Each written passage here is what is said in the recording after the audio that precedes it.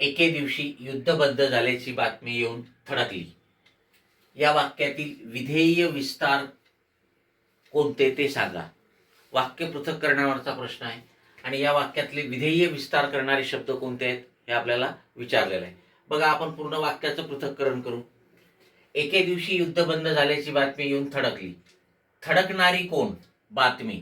बातमी हा शब्द उद्देश्य आहे. बातमी हा शब्द काय? उद्देश्य आहे. कर्ता हा उद्देश्य असतो. आता बातमीबद्दल विशेष माहिती सांगणारे शब्द जे आहेत त्यांचा समावेश उद्देश्य विस्तारामध्ये होतो. युद्ध बंद झाल्याची बातमी, ठीक. मग हे उद्देश्य विस्तारामध्ये येतात. कशामध्ये येतात? उद्देश्य विस्तार. उद्देश्य विस्तार, ठीक. कारण उद्देशाशी संबंधित शब्द, उद्देशाची विशेषणं उद्देश्य विस्तारामध्ये येतात. थडकली हे विधेय आहे. हे काय आहे? विधेय म्हणजेच क्रियापद आहे, ठीक. मग आता केव्हा थडकली, कशी थडकली, कुठे थडकली, कोणत्या काळी, वेळी, स्थळी, प्रकारे थडकली? तर एके दिवशी थडकली आणि येऊन थडकली.